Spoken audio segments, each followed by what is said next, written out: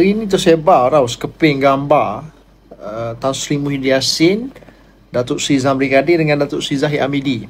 Di satu majlis dia orang duduk sekali bincang, tak tahu bincang apa. Gambar di majlis makan malam anniversary Oxford Center Islamic Study dekat Kuala Lumpur. Sultan Perak, Sultan Nazrin ada dalam majlis tu, Premier Sarawak Abang Jo ada, ramai lagi lah tokoh-tokoh yang ada majlis makan malam. Jadi bila tersebar keluar gambar Tan Sri Muhyiddin duduk dengan Datuk Zahid ni, terus ada penyokong-penyokong Perikatan Nasional ni dia sebarkan gambar tu, kecoh dekat sosial media. Sekarang gambar dia tulis caption, semoga penyatuan Melayu kembali terpaut.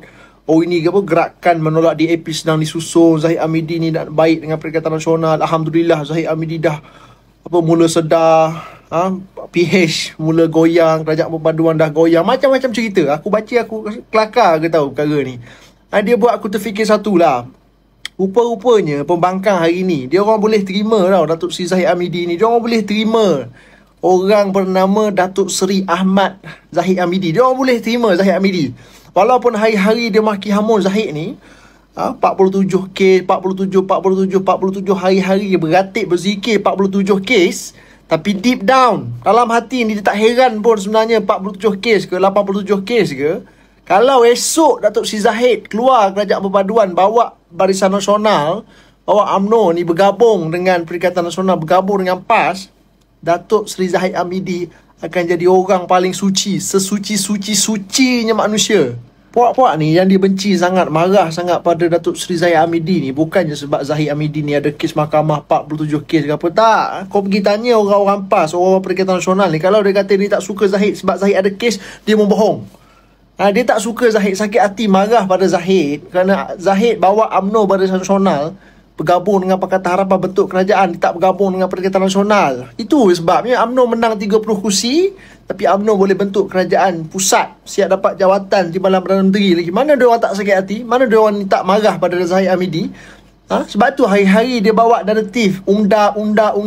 Tapi percayalah aku cakap, naratif undap ni dah tak laku dah hari ni. Orang dah bosan dah. Kalau siang malam kau cerita hasut orang perkara yang sama, kau hasut orang Melayu suruh percaya ni, kononnya Presiden UMNO Datuk Seri Zahid Hamidi ni tunduk kepada DAP, kononnya UMNO dah jadi balaci pada DAP. Tapi rakyat bukan semua rakyat ni bodoh macam Walaun. Rakyat boleh tengok sendiri. Banyak perkara-perkara yang UMNO tak setuju dengan DAP, UMNO sound tegak atas muka, UMNO tak sorok, UMNO tak duduk diam pun.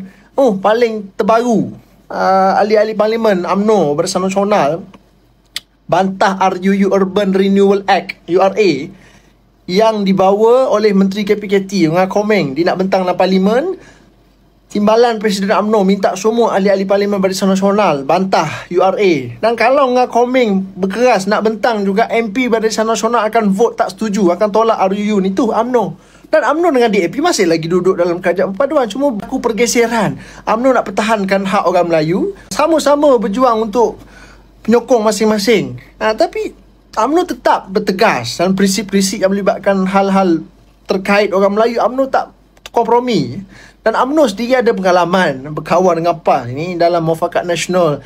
Zahid Hamidi dia dah rasa, dia dah serik dah berkawan dengan PAS. Perkhianatan PAS pada UMNO ni, luka tu masih ada lagi sampai sekarang.